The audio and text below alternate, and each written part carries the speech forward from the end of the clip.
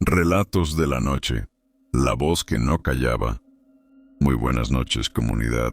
Sean bienvenidos a una nueva entrega de Relatos de la Noche. Esta vez traemos un tema que pesa, que incomoda, sobre todo en este mes, cuando el mundo de los vivos y el de los muertos parecen rozarse en silencio.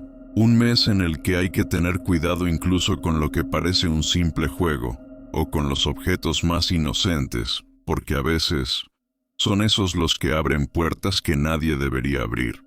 Así que te advierto, esta puede ser tu última oportunidad para dejar de escuchar.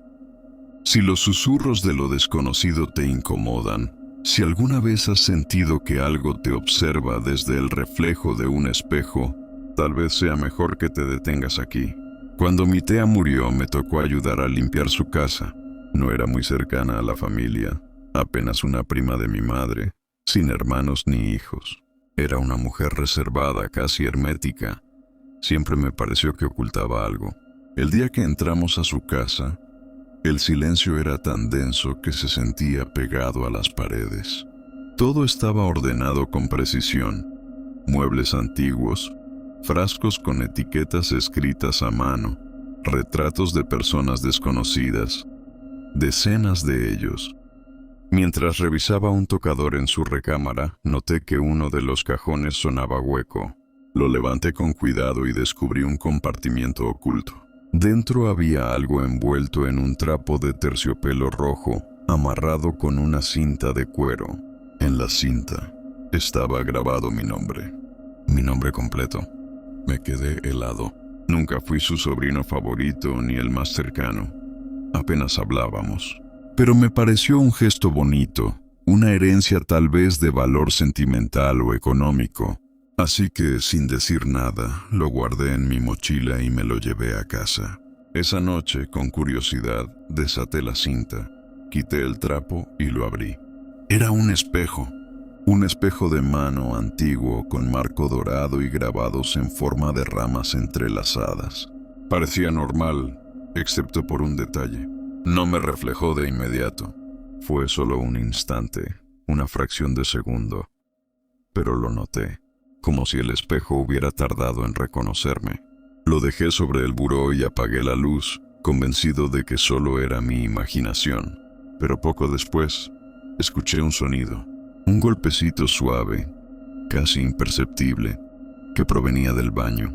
Era el sonido del vidrio, como si alguien, desde el otro lado del espejo, tocara para llamar mi atención. Encendí la luz, revisé todo, nada. No había nadie. Aún así, sentí el corazón martillar en mi pecho. Bloque 2. El reflejo que no seguía mis pasos. Pasaron unos días y me olvidé del asunto. Hasta que una noche, al cepillarme los dientes con la luz del baño apagada, lo noté de nuevo. Mi reflejo no se movía al mismo tiempo que yo. Era apenas un instante de diferencia, como un retraso imperceptible, pero suficiente para erizarme la piel. No sé si alguna vez has sentido que tu reflejo te observa más de lo que debería, pero aquello me hizo dudar de mi propia mente. Pensé en grabarlo con el celular, pero me detuve. No quería ver lo que podría aparecer en la grabación. Después de todo, hay cosas que no deben comprobarse. Las noches siguientes comenzaron a volverse más pesadas. Ya no eran los golpecitos. Era una voz de mujer que salía del baño. No decía palabras, solo una queja. Larga, sofocada. Una especie de lamento que se desvanecía en cuanto despertaba por completo, como si solo existiera en la frontera entre el sueño y la conciencia. Una mañana, sin poder más, se lo conté a mi madre. Ella me escuchó en silencio sin interrumpirme, y cuando terminé no se rió, no me dijo que estaba loco. Solo me miró con una seriedad que no había visto nunca y dijo: «Tráelo, pero cúbrelo bien». Obedecí. Fui por el espejo, lo envolví en el trapo rojo. Até la cinta de cuero y lo llevé con ella. Lo tomó sin mirarlo demasiado, como si supiera lo que era. Lo volvió a cubrir con cuidado y me pidió que la acompañara. Manejamos hasta la casa de mi tía. La puerta todavía tenía el listón negro del velorio. Cruzamos el patio sin decir palabra, hasta llegar al fondo, donde crecía una higuera enorme. Allí, con una pala vieja, mi madre cavó un pequeño hoyo. Colocó el espejo dentro, lo cubrió con tierra y puso una piedra encima. Luego murmuró algo, casi un rezo, y dijo: «Son cosas de tu tía». No sé qué era, pero no era nada bueno. Ojalá se quede enterrado ahí. No pregunté nada más. Guardé silencio todo el camino de regreso. Esa noche dormí tranquilo por primera vez en días, pero desde entonces, cada noche antes de dormir, pienso en ese espejo, en si de verdad lo enterramos lo suficientemente profundo, y si alguien más algún día lo encuentra y lo desenvuelve. La casa de mi tía aún no se vende, nadie la quiere, y no sé si eso es bueno o malo. Solo sé que cada vez que paso cerca, siento que algo sigue ahí, esperando. Y fue justo por esa historia que mi abuelo me contó, algo que hasta hoy no he podido olvidar, porque a veces lo que creemos que termina solo cambia de forma. Fue una tarde tranquila en su casa, mientras el ruido del mar se escuchaba a lo lejos.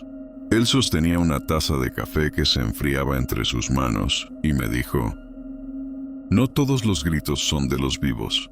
A veces son memorias atrapadas, que no encuentran salida». Y entonces me contó una historia que había guardado por décadas. Una historia sobre un hombre, su esposa, y una casa donde los gritos nunca cesaban. Bloque 3. El pueblo donde los gritos nunca cesaban. Mi abuelo me dijo que en su juventud vivió en un pequeño pueblo costero. No diré su nombre porque él mismo pedía que no lo hiciera. Decía que la gente de allá no merecía cargar con la vergüenza de lo que ocurrió, que habían aprendido a vivir con los gritos, con la memoria de lo que no debía recordarse. Era un lugar apartado, donde el aire olía a sal y gasolina por los botes que salían cada mañana a pescar. Un sitio donde todos creían saberlo todo de todos. Pero en el fondo nadie se metía en nada. Allá cada quien con lo suyo, decía mi abuelo. Y cuando decía lo suyo, se refería a todo. A los pleitos, a los amores prohibidos, a las deudas. Y también a esas cosas que no se deben nombrar. En ese pueblo vivía un hombre al que nadie conocía realmente. Un día llegó con su esposa, sin familia, sin pasado. Se instalaron en una pequeña casa al final de una calle de tierra, justo donde la arena comenzaba a mezclarse con el mar. Vivieron ahí 12 años. 12 años en una casa que la gente llamaba la casa triste. No porque estuviera abandonada, sino porque tenía algo pegado a las paredes. Una tristeza que se sentía al pasar frente a ella. Al principio, se veía a la esposa tender ropa en el patio. Siempre ropa negra. Se quedaba un rato mirando el mar, inmóvil, y luego se metía de nuevo. Con el tiempo dejó de salir. Un día, alguien dijo que la había visto en una silla de ruedas, bajo una techumbre de lonas viejas, siempre cubierta del sol. Decían que tenía una enfermedad en la piel, que su esposo la mantenía a la sombra para que no sufriera, pero nadie sabía qué tenía exactamente. Solo se notaba que cada vez estaba más mal, una mujer que llevaba muriéndose demasiado tiempo. El hombre, en cambio, tenía fama de gruñón. Si alguien pasaba frente a su casa, salía y se quedaba mirando, sin decir palabra, con los brazos cruzados. Solo observaba, hasta que el visitante entendía que debía seguir su camino. Por eso nadie se metía. No por respeto, como decían los viejos, sino por miedo. Un miedo sin explicación, que se colaba hasta los huesos. Y entonces comenzaron los gritos. No eran de pelea, no eran insultos ni portazos. Eran gritos largos, de mujer, como de alguien que se quejaba de dolor o de algo peor. La primera vez que los oyeron fue una noche de calor insoportable. Mi abuelo y otros muchachos estaban sentados en la playa cuando el sonido llegó, cruzando el viento del mar. Esa primera noche algunos negaron haberlo escuchado, pero ninguno se atrevió a pasar frente a esa casa. Desde entonces nadie volvió a hacerlo, ni siquiera durante el día. Decían que el que pasaba por ahí de noche no dormía igual nunca más. Bloque 4. Lo que encontraron detrás de la puerta cerrada. Una madrugada, los gritos se detuvieron. De un día para otro, el pueblo entero despertó en silencio. Nadie lo dijo en voz alta, pero todos lo sintieron. Algo había cambiado. Pasaron los días, y el hombre ya no salió a comprar pan, ni a buscar agua, ni siquiera a asomarse al patio. El olor fue lo que los obligó a entrar. Un hedor insoportable que venía desde su casa y que se mezclaba con el aire húmedo del mar. La policía del pueblo no tenía mucha experiencia en esas cosas, así que fueron los mismos vecinos quienes rompieron la puerta. Adentro todo estaba cubierto de polvo y moscas. Los platos aún sobre la mesa, la comida seca y en el rincón, el cuerpo del hombre. Se había colgado. Una cuerda gruesa, de las que se usan para amarrar los botes, colgaba del techo. Bajo sus pies, un pequeño altar con velas negras consumidas hasta la base. Pero eso no fue lo peor. En la habitación contigua, sobre una cama cubierta de sábanas manchadas, encontraron el cuerpo de su esposa, solo que ella no llevaba muerta un par de días, ni siquiera un par de meses, sino años. Su piel estaba seca como pergamino. El cabello se le había caído casi por completo, y aún así, alguien la había vestido recientemente. Tenía un vestido limpio, las manos cruzadas sobre el pecho y una sonrisa pintada. El olor venía de ella, o mejor dicho, de lo que había quedado de ella. Nadie podía explicarse cómo ese hombre había convivido tanto tiempo con el cadáver sin que nadie lo descubriera, ni cómo seguían escuchándose los gritos todas esas noches. La policía levantó los cuerpos y selló la casa, pero al día siguiente, el oficial que estuvo ahí renunció. Decía que no podía dormir, que cada vez que cerraba los ojos escuchaba la voz de una mujer llamándolo por su nombre. Mi abuelo se quedó en silencio mucho rato antes de continuar. Luego dijo algo que nunca olvidé. Los gritos no venían de la casa, venían del mar, y cuando enterraron al hombre los gritos siguieron, solo que ahora se escuchaban en otro lugar. Me miró fijamente con los ojos húmedos y agregó: ese espejo de tu tía tenía el mismo marco que el que estaba en la casa de ese hombre.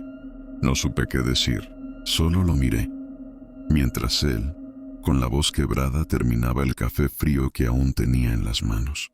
Esa noche soñé con el espejo, no con el que enterramos, sino con otro, un espejo que reflejaba el mar, y en su superficie, una sombra moviéndose justo detrás de mí.